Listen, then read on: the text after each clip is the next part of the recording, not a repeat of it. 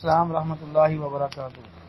محترم بھائی نے دوسرا سوال پوچھا ہے کہ زکوٰۃ کے پیسے سے قاری صاحب یا مولانا صاحب کو عمرہ کروا سکتے ہیں؟ کہتے ہیں جواب ضرور دیں۔ محترم بھائی، پہلی بات تو یہ یاد رکھیں کہ زکوٰۃ کے پیسے وہاں خرچ کرنے چاہیے جہاں اللہ اور اس کے رسول نے بتایا ہے۔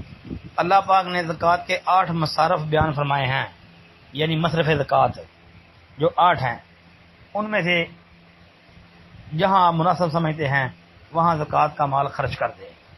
زکوٰۃ کے پیسے آپ اگر نقد کسی کو دیں گے جو مستحق ہے زکوٰۃ کا، تو پھر بھائی وہ جہاں مرضی اس پیسے کو خرچ کر لے، ایک بات۔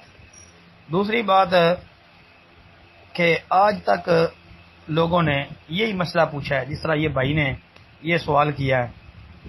اس کے علاوہ پرسنل میں بھی کئی لوگوں نے، یعنی بذریعہ موبائل فون پر کال کے ذریعے بھی کئی لوگوں نے پوچھا ہے کہ جی ہم مسجد کے امام صاحب کو، مولانا صاحب کو، قاری صاحب کو جو ہے زکوٰۃ کے پیسوں سے گھر تعمیر کر کے دے سکتے ہیں، مولانا صاحب، قاری صاحب کو زکوٰۃ کے پیسوں سے عمرہ کروا سکتے ہیں۔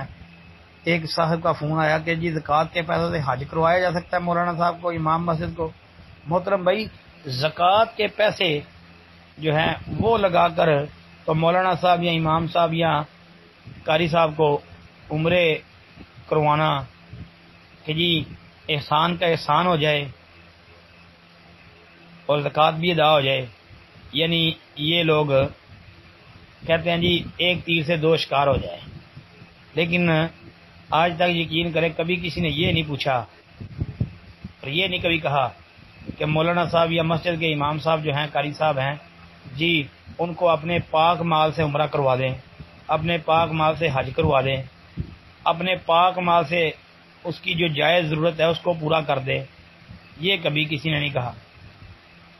محترم بھائی، زکوٰۃ کا جو مال ہے وہ آپ مستحقین کے اندر خرچ کریں جو زکوٰۃ کے مستحق افراد ہیں۔